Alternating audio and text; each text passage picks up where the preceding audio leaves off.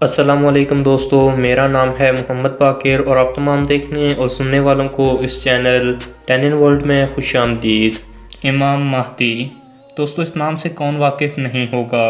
आपका ज़हूर कुर्ब क़यामत की चंद बड़ी निशानियों में से एक है और शायद यही वजह है कि आज हर मुसलमान बच्चा बच्चा इमाम महदी के बारे में जानता है। सो फ्रेंड्स, आज की वीडियो में मैं आपको इमाम महदी अलैहिस्सलाम के बारे में ही मालूमात दूंगा कि कुरान मजीद के अंदर कहाँ और किस अंदाज में आपकी तरफ इशारा किया गया है, मज़ीद कुतुब अहदीस के अंदर किस अंदाज से आपके बारे में मालूमात फ़राहम की गई है, और साथ ही आपको चंद ऐसे बदबख्त लोगों के बारे में भी बताएंगे कि जिन्होंने इमाम महदी होने का झूठा दावा किया और आखिर किस तरह अपने अंजाम को पहुँचे। सो दोस्तों, अपना कीमती वक्त ज़ाया किए बगैर शुरू करते हैं अपनी आज की इस मालूमाती वीडियो को। मुसलमानों के लिए राह हिदायत का सबसे बड़ा ज़रिया कुरान पाक है, और अगर हम कुरान मजीद के अंदर इमाम महदी के ज़हूर की निशानी हासिल करना चाहें तो हमें एक आयत जो कि कुरान के अंदर 3 मरतबा आई है उसके ज़रिए इमाम महदी के ज़हूर की निशानी मिलती है। यह आयत सूरह तौबा के अंदर 33 नंबर, सूरह फतह के अंदर 28 नंबर और सूरह सफ़ के अंदर 9 नंबर है। इस आयत का तर्जुमा कुछ यूँ है कि वही अल्लाह है जिसने अपने महबूब को कुरान और दीन हक़ देकर मबूस किया ताकि इस दीन को तमाम अदियान पर गालिब कर दे। दोस्तों, अगर हम तारीख़ इस्लाम उठाएं तो हमें तारीख़ इस्लाम के अंदर कोई भी ऐसा दौर नज़र नहीं आता जिस वक्त दीन इस्लाम ने पूरी दुनिया पर हुकूमत की हो। अगरचे मुसलमानों ने कई रियासतें बनाई, एक तवील अरसे तक हुकूमत की मुख्तलिफ़ इलाकों पर, लेकिन पूरी दुनिया पर मुसलमानों ने कभी भी हुकूमत नहीं की। लिहाजा इस आयत से हमें निशानी मिलती है कि बहुत जल्द कोई ना कोई ऐसी शख्सियत आएगी जो पूरी दुनिया पर इस्लाम का झंडा गाड़ेगी। और जैसा कि हम लोग जानते हैं कि इमाम महदी के ज़हूर के बाद इमाम महदी जब इस पूरी दुनिया पर इस्लाम का झंडा बुलंद करेंगे तो गोया पूरी दुनिया पर ही इस्लाम की एक तरह से हुकूमत कायम होगी। लिहाजा ये हमें कुरान मजीद के ज़रिए इमाम महदी की तरफ इशारा मिलता है। लेकिन अगर हम वाज़ह तौर पर इमाम महदी के ज़हूर की बात करें तो कुरान मजीद के अंदर ऐसा कोई भी वाज़ह इशारा नहीं मौजूद। दोस्तों, अगर हम कुतुब अहदीस से इमाम महदी के बारे में जानना चाहें तो सहाय सित्ता की 2 बड़ी किताबों जिनमें सही बुखारी और सही मुस्लिम शामिल है, इनके अंदर वाज़ह तौर पर नाम के साथ इमाम महदी के बारे में नहीं बताया गया, बल्कि बिल्कुल इसी तरह जैसे हमें कुरान मजीद के अंदर इशारा दिया गया है ऐसे ही इशारा इन दोनों किताबों के अंदर भी मौजूद है। सही बुखारी के अंदर रिवायत नंबर 3449 है, जो कि हज़रत अबू हुरैरा से रिवायत है कि आप सल्लल्लाहु अलैहि वसल्लम ने फरमाया, तुम्हारा इस वक्त क्या हाल होगा जबकि ईसा इब्ने मरियम तुम में उतरेंगे और तुम्हारा इमाम तुम ही में से होगा। यानी हम जैसा कि जानते हैं कि हज़रत ईसा एक नबी थे और जब वो दोबारा दुनिया में आएंगे तो बेशक वो हुजूर की उम्मती होंगे, लेकिन हम तमाम लोगों से वो फजीलत रखते होंगे। लेकिन हुजूर ने यहाँ पर फरमाया है कि तुम्हारा इमाम हज़रत ईसा नहीं होंगे बल्कि तुम ही में से कोई इंसान होगा। तो यूँ इशारा किया जा रहा है कि कोई ना कोई ऐसा इंसान मज़ीद आएगा जो कि हज़रत ईसा अलैहिस्सलाम से भी ज़्यादा फजीलत रखता होगा।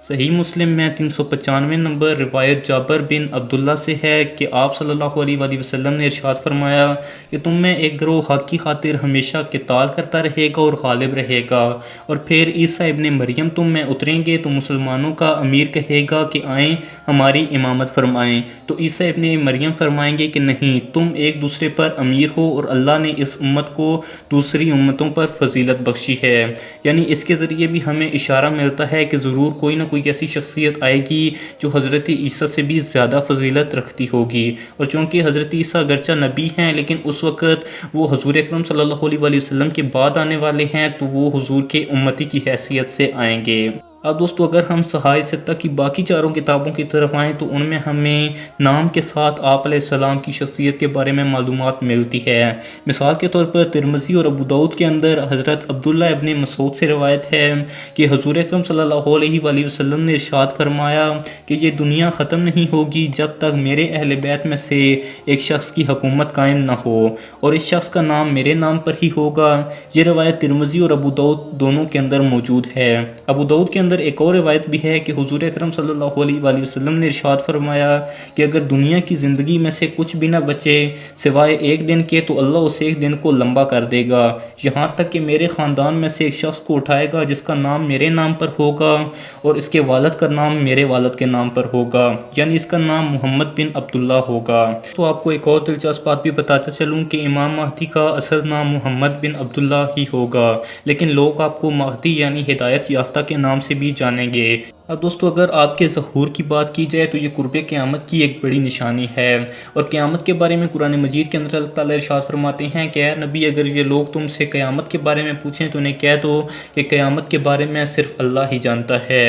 क्योंकि क़यामत के बारे में इल्म सिर्फ अल्लाह को ही है, लिहाजा हम लोग आपके ज़हूर के बारे में कुछ नहीं कह सकते। हाँ, आपका ज़हूर कुर्ब क़यामत की एक निशानी होगी, यानी आपके ज़हूर के बाद क़यामत करीब है, इसकी वाज़ह दलील मिल जाएगी। अब दोस्तों अगर बात करें कि आपका ज़हूर किस अंदाज में होगा तो इसके बारे में दो बड़ी रिवायात पेश की जाती हैं। एक तो ये कि आपकी बाकायदा पैदाइश होगी और आपकी पैदाइश के कुछ ही अरसे बाद लोग आपको तलाश करना शुरू कर देंगे।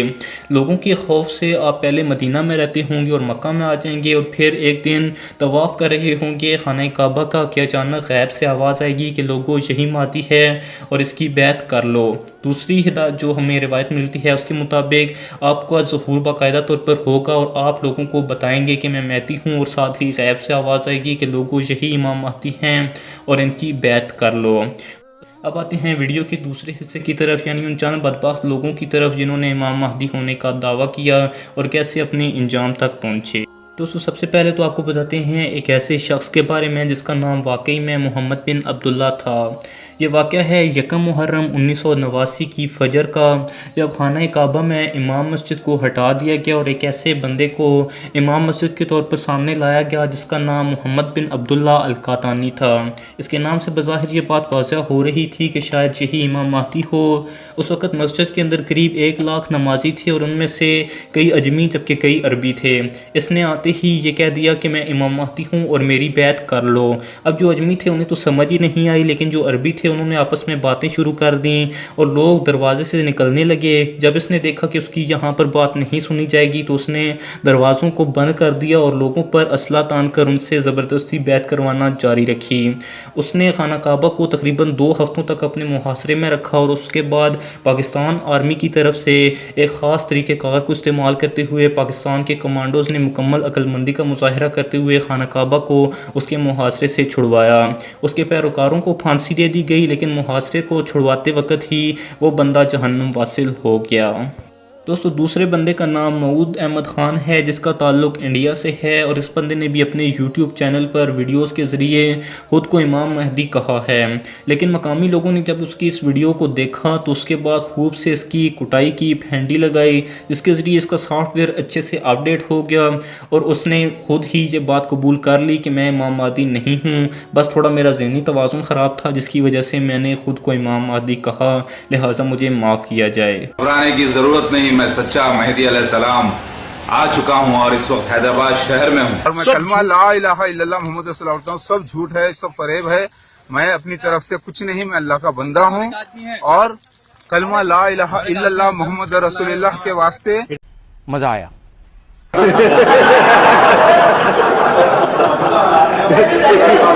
दोस्तों डॉक्टर जाकिर नाइक की TV channel the peace TV पर एक मरतबा जब इमाम महदी के बारे में मुख्तलिफ सवालात और जवाबात हो रहे थे तो एक शख्स आया और उसने स्टेज पर आकर माइक संभाला और अपने इमाम महदी होने का दावा कुछ इस अंदाज में कर दिया कि ए लोगों, मुझे अल्लाह ने भेजा है और मैं आपको खुशखबरी देना चाहता हूँ कि मैं ही इमाम महदी हूँ और अल्लाह ने मुझे आप लोगों का लीडर बनाकर भेजा और मैं आपको बताना चाहता हूँ कि बहुत जल्द हज़रत ईसा की आमद भी होने वाली है। I want to reveal you some truth for which Allah has sent me, because the topic was going about Hazrat Isa and everybody knows that Hazrat Isa alayhi salam is going to come back. I myself want to reveal something, that I myself is Imam Mahdi and I am giving you the good news of the arrival of the Jesus Christ, be peace upon him. जिस कदर ये बंदा serious अंदाज में बात कर रहा था, इसकी बेइज्जती इतनी ही काफ़ी थी कि पीछे मौजूद लोगों ने इसके बारे में और इसके अल्फाज पर इस कदर अजीब बिहेव किया कि जिसे देखकर शायद ये बंदा खुद ही शर्म से मर जाना चाहिए था। साथ ही बैठे हुए दूसरे शख्स ने कहा कि अगर आप इमाम महदी हैं तो आप तो इंग्लिश ज़बान में बात कर रहे हैं, जबकि आपको तो अरेबिक ज़बान आनी चाहिए थी। तो इस बंदे ने फ़ौरन सूरह फातिहा पढ़कर सुना दी और कहा कि मैं ही इमाम महदी हूँ। अब बंदे की इज़्ज़त उसके हाथ में होती है। जिस कदर इसकी बेइज्जती जहाँ पर स्टेज पर लोगों ने हंस कर दी थी, मेरा नहीं ख्याल कि इसके बाद इसे मज़ीद बेइज्जती की ज़रूरत हो। Imam Mahdi is going to speak Arabic, as you know.